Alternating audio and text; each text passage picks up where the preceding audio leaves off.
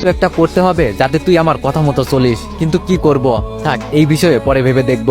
তারপর নিশি তার বেঞ্চে বসে পড়লো আর মায়ার জন্য অপেক্ষা করতে লাগলো। কিছুক্ষণ পর মায়াও চলে আসলো আর নিশির পাশে গিয়ে বসে পড়লো। তারপর শুরু হলো একে একে সকল স্যারের আসা যাওয়া। এক স্যার এসে ক্লাস করিয়ে যাওয়ার পরই আবার অন্য স্যার চলে আসে। এইভাবে সব কয়টা ক্লাস শেষ করে ভার্সিটি ছুটি হয়ে গেল।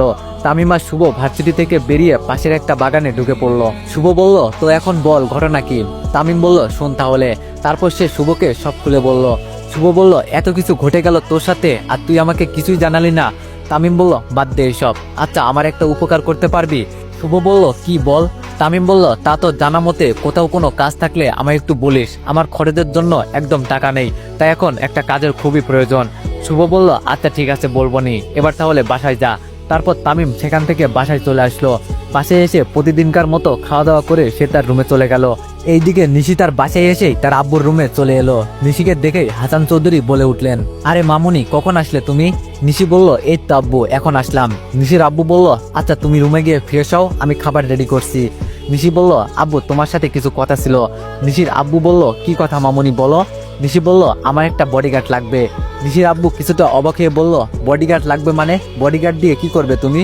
নিশি বলল, কি করব মানে? প্রতিদিন ভার্সিটিতে যেতে হলে আমায় রিক্সা করে যেতে হয়, আসার সময়ও রিক্সা করে আসতে হয়। তাছাড়া আমার নিজের সুরক্ষার জন্য আমার সাথে একটা লোক থাকা দরকার না? তাই আমার একটা বডিগার্ড লাগবে। নিশির আব্বু বলল, আচ্ছা বুঝলাম, কিন্তু হুট করে তো আর কাউকে তোমার বডিগার্ড বানিয়ে দেওয়া যাবে না, একটা যোগ্য লোক থাকতে হবে তো। এখন যোগ্য লোক পাবো কোথায়? নিশি বলল, কেন, আমাদের বাসায় যে ছেলেটা কাজ করে সে আছে না, তাকে আমার বডিগার্ড বানিয়ে দাও। নিশির আব্বু বলল, কি বলিস, ওই ছেলে তোমার বডিগার্ড বানাবো মানে? ও কি তোমার বডিগার্ড হওয়ার যোগ্য নাকি? নিশি কিছুটা রাগ দেখিয়ে বলল, আমি এত কিছু বুঝি না, তুমি ওকেই আমার বডিগার্ড বানিয়ে দিবে, ব্যাস। নিশির আব্বু বলল, আরে তুমি এত রেগে যাচ্ছ কেন?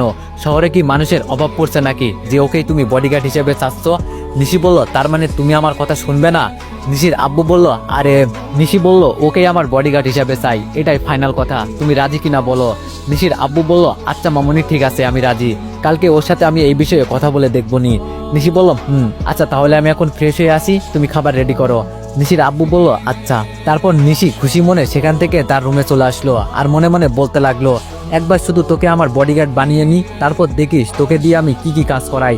ভার্সিটিতে তো খুব সাহস দেখাস, এখন থেকে দেখবো কত সাহস দেখাতে পারিস আমায়।